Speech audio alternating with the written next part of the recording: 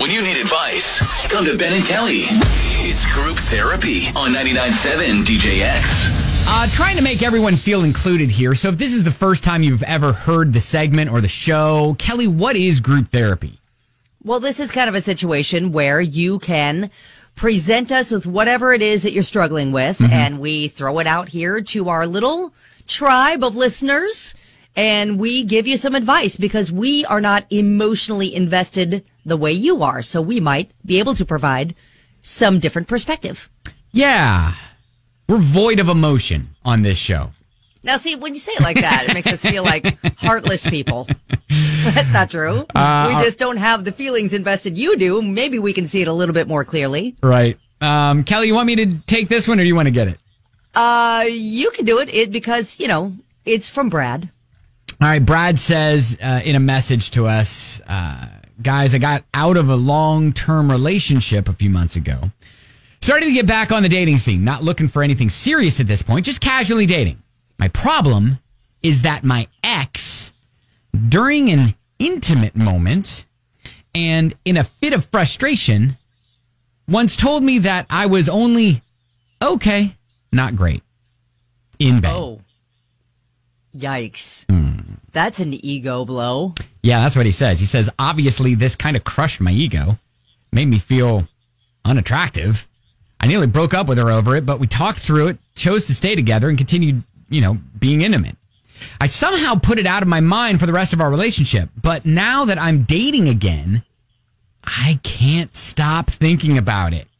Oh, wow. Am I really bad in that department? What am I doing wrong? She never got specific about what she didn't like. This is seriously messing with my confidence. How do I get my ex's voice out of my head? That's a tough one. Yeah. Because I'll tell you what, and this is not just, I'm sure it's especially bad for men, but if somebody told me that, that's it. I'm shutting it down. Like nobody else is coming to the show because nope. That's horrible. Those are words that do hang with you in your head, and it's tough to get them out once someone puts them in there. Yeah, because everybody wants to think that, man, I got the moves. And, sure. You're doing things that are special and unique and, and obviously you want the enjoyment to be on both ends of the sheets. So. Exactly. Okay. Yes. Yeah. And it's tough because, if she didn't give him any specifics, then how is he supposed to know where he's lacking and where he might improve? Man, okay. So I don't know what we need to tell Brad because I don't think anybody listening has dated Brad, especially since it's a fake name we're using for him. Exactly. So no one's going to be able to be like, Brad, you're not that bad, and say that from experience. So I don't know where we go with this necessarily, but, would love to get your thoughts on what Brad's problem is. Maybe you've been in the situation of having that said to you and this is how I got over it sort of thing. You can offer up to Brad. Kelly texted in and said it had a really good point. Like, if he was that bad, she wouldn't have stuck around initially. Right? Which is, again. Listen, you know what? That's a vote of confidence. Like, hey, if it was that bad, she would have been gone a long time ago. Well, maybe, and we've talked to those listeners before too, where they've stuck around hoping that it gets better, but it doesn't. So, all right. Anyways, let's pause here for a hot sec. I want to get your thoughts on it as well. At Ben and Kelly Show on Facebook or Twitter or wherever, or you can always text or call 502-571-9970. It's group therapy to know how to get his ex's voice out of his head as he's jumping back into the dating pool after getting out of that long-term relationship. The issue is that she said to him, he's okay, not great when it comes to love. Intimacy. Yep. Yes. So that's hung with him, and he's all like, dang, I don't even know what I did wrong. And now I'm like timid about even approaching that sort of thing with someone else. Yeah, we've got a lot of support rolling in on the text line, on Facebook. Kristen said everybody likes different things. Just because she didn't like it doesn't mean the next person won't either. She clearly wasn't your person. Forget about it. Move on to the next. Sassy Matt texts in and says there are plenty of professionals that would be happy to help walk him through that experience. Give him some pointers. All right. Thanks, Sassy Matt. I guess if you wanted to go that route. Okay.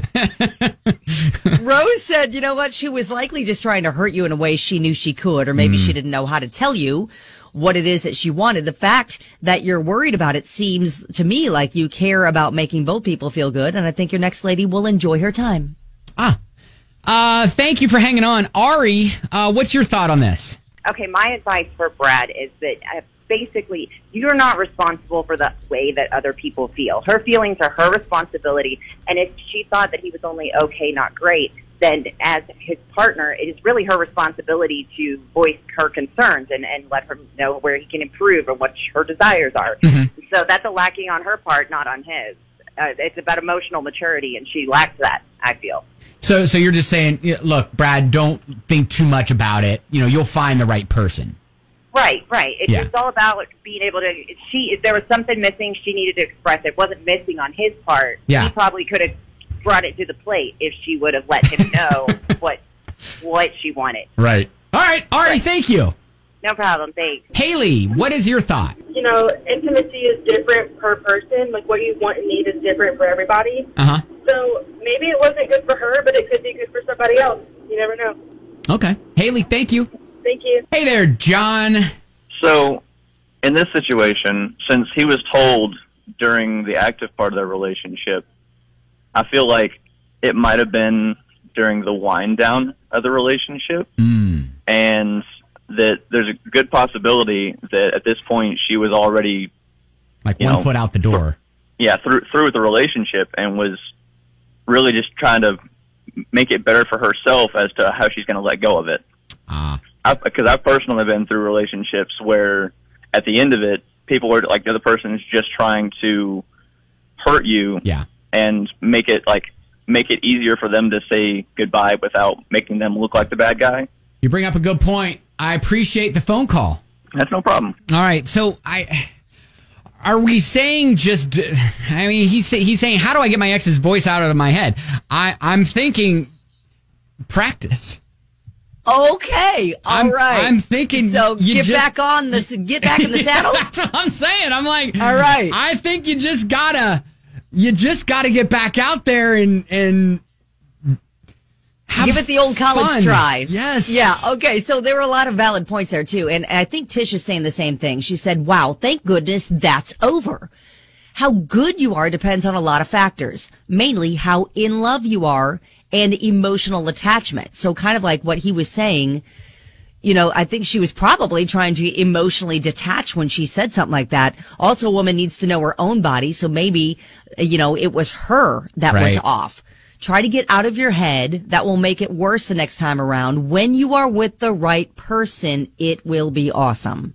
Man, that last line right there, I think sums it up. Yeah. You just got to find your right person. Yeah, we got to, I'll tell you, we know though that those words can cut just about anyone.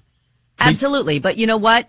Again, it's like everyone was kind of saying, you just have to try to put that out of your mind. And there were a lot of factors that could have come into play with her saying something like that. Yep. And it sounds like, she was probably starting to emotionally detach and was, just pulling away emotionally from the relationship. So maybe to make it a little bit easier, she started lashing out, and that was the way she did that. So don't let it infiltrate your subconscious and ruin your confidence. Sorry, and we'll end it here, but Jen just texted in. She says, I guess the old saying can still remain true. To get over somebody, you just need to get under somebody else. Thank you, Jen. There you go. Giddy up. All right, Brad, good luck to you, man, and keep us posted, all right?